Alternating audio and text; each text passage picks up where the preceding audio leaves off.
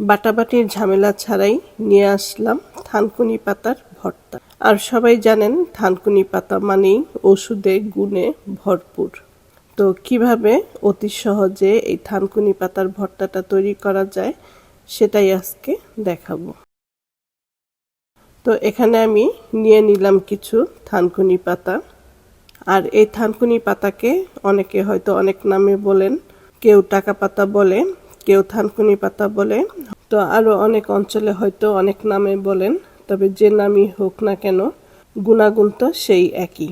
তো পাতাগুলো আমি আগে একবার ধুয়ে নিয়েছি, কারণ থানকুনি পাতার মধ্যে প্রচুর বালু থাকে। তো এখন থানকুনি পাতাগুলো বেছে নিব। তো আমি এখান থেকে ডাঁটি আর নিচ্ছি না, শুধু পাতাগুলো নিচ্ছি। আর ডাঁটি নিতে চাইলেও ডাঁটি নিতে পারেন, নরম ডাঁটিগুলো। তো এইভাবে সবগুলো পাতা আমি বেছে নিব এবং বেছে নেওয়ার পরে আবারও ভালো করে ধুয়ে নিব। এখন আমি একটি ব্লেন্ডারে দিয়ে দিচ্ছি। ব্লেন্ডারে দিয়ে পাতাগুলো আমি ব্লেন্ড করে নিব। আর খুব সামান্য পানি দিয়েই আমি এটা ব্লেন্ড করে নিব, কারণ থানকুনি পাতার মধ্যে কিন্তু প্রচুর পানি থাকে। তো এজন্য বেশি পানি দেওয়ার দরকার নেই।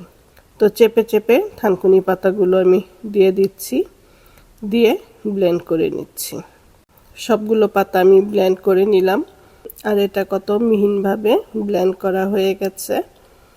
আর আমি কিন্তু একদমই বেশি পানি দেইনি, অল্প পানি দিয়েই পুরো শাকটা ব্লেন্ড করে নিয়েছি। এখন চুলায় একটি পাত্র বসিয়ে দিলাম আর এর মধ্যে দিয়ে দিলাম সরিষার তেল। 2 থেকে 3 টেবিল চামচ পরিমাণ সরিষার তেল দিয়ে দিলাম। আর এই তেলের মধ্যে এখন দিয়ে দিচ্ছি আধা চা চামচ কালো জিরা। এবং কালো জিরাও কিন্তু অনেক উপকারী।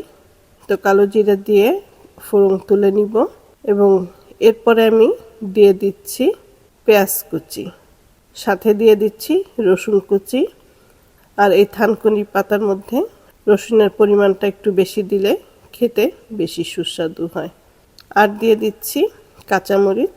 আপনারা যদি ঝাল বেশি খেতে চান তো কাঁচামরিচগুলো কেটে দিতে পারেন। আমি ফ্লেভারের জন্য দিয়েছি, এই জন্য আর আমি কাঁচামরিচগুলো কাটিনি। তো এখন এই সবগুলো উপকরণ একসাথে ভেজে নিব। তো পেঁয়াজ রসুন ভেজে নেওয়ার পরে এখন থানকুনি পাতাগুলো যে পেস্ট করে রেখেছিলাম সেই থানকুনি পাতার পেস্ট দিয়ে দিব। দিয়ে নেড়েচেড়ে মিশিয়ে এখন রান্না করে নিব।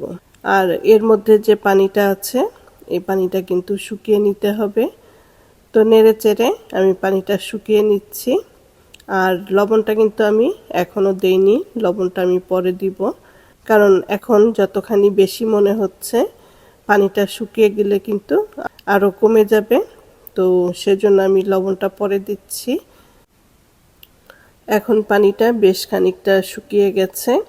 তো এই পর্যায়ে আমি স্বাদ মতন লবণ দিয়ে দিলাম। লবণ দিয়ে নেড়েচেড়ে মিশিয়ে নিব আর যতটুকু পানি আছে সেটা শুকিয়ে নিব। নেড়েচেড়ে পুরো পানিটা শুকিয়ে নিলাম। আর এই তো হয়ে গেল আজকের থানকুনি পাতার ভর্তা। আর দেখতেই পেলেন কত সহজে বাটাবাটির ঝামেলা ছাড়াই থানকুনি পাতার ভর্তা তৈরি করে নিলাম।